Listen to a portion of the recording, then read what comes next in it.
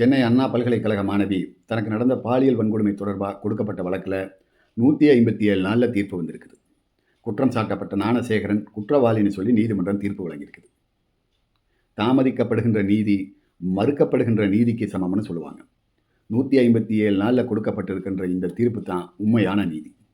இந்த தீர்ப்பு வந்திருக்கிற இந்த நேரத்தில் இந்த வழக்கு பதிவு செய்யப்பட்டப்போ இந்த வழக்கை பயன்படுத்தி திமுகவின் மேலையும் திமுக அரசாங்கத்தின் மேலையும் திமுகவை எதிர்க்கிற கட்சிகள் என்னெல்லாம் அவதூறை பரப்புனாங்கன்னு ஒரு சிலதை உங்களுக்கு நான் நினைவுபடுத்துகிறேன். குற்றவாளி ஞானசேகரன் மீது இந்த வழக்கு பதிவு செய்யப்பட்டப்போ அதிமுக என்ன சொல்லுச்சுன்னா, ஞானசேகரன் வந்து திமுகவில் பொறுப்பில் இருக்கிறவர், திமுக கட்சியினுடைய உறுப்பினர் அப்படின்னு சொல்லி செய்திகளை பரப்புனாங்க. திமுகவில் உறுப்பினர் ஆகணும்னா ஆதார் கார்டு கொடுக்கணும், ஓட்டர் ஐடி கொடுக்கணும், ஃபோன் நம்பர் கொடுக்கணும், திமுகவில் யாரெல்லாம் உறுப்பினராக இருக்காங்கன்னு சொல்லி நாம் கோர்ட்டில் மனு கொடுத்து அந்த பட்டியலை வாங்கிக்கலாம். அந்த நேரத்தில் திமுகவினுடைய உறுப்பினர் தான் குற்றவாளி அப்படின்னு சொல்லி செய்திகளை பரப்புன குற்றம் சாட்டின அதிமுக இன்னைக்கு வரைக்கும் அதை நிரூபிக்கலை. இந்த வழக்கு பதிவு செய்யப்பட்டப்போ பாரதிய ஜனதாவினுடைய மாநில தலைவராக அண்ணாமலை இருந்தார். அண்ணாமலை என்ன சொன்னார்னா, இவர் திமுகவினுடைய உறுப்பினர், இவர் திமுக பொறுப்பில் இருக்கிறவர், ஞானசேகரனும் திமுக பிரமுகர்களும் பேசிக்கிட்ட ஆடியோ எங்கிட்ட இருக்குது, அதை நான் வந்து வெளியிட போகிறேன் அப்படின்னு சொன்னார்.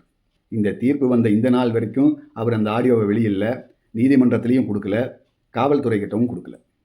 ஆனால் அதிமுக சொன்ன பொய்யும் பாரதிய ஜனதா சொன்ன பொய்யும் அந்த நேரத்தில் வந்து தொலைக்காட்சிகளில் தலைப்பு செய்தியாக வந்துச்சு, பத்திரிகையில் தலைப்பு செய்தியாக வந்துச்சு.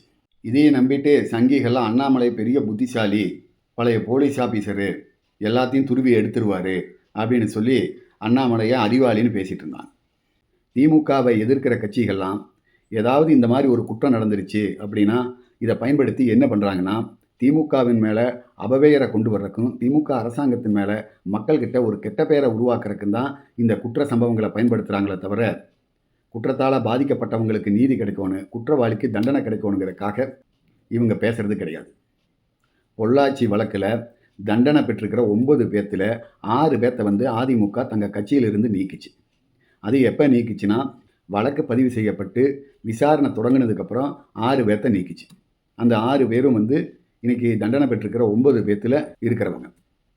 தமிழ்நாட்டில் திராவிட மாடல் ஆட்சியில் 157 நாளில் ஒரு பாலியல் வழக்குக்கு தீர்ப்பு வந்திருக்கிற இதே நேரத்தில் இந்தியாவினுடைய மல்யுத்த வீராங்கனைகள் எங்களுக்கு பாரதிய ஜனதாவினுடைய எம்பி பிரிஜ்பூஷன் சிங் வந்துட்டு பாலியல் தொந்தரவு கொடுக்குறாரு அப்படின்னு கொடுக்கப்பட்ட வழக்கிலிருந்து பாரதிய ஜனதா எம்பி பிரிஜ்பூஷன் சிங் வந்து விடுவிக்கப்பட்டிருக்கிறார்.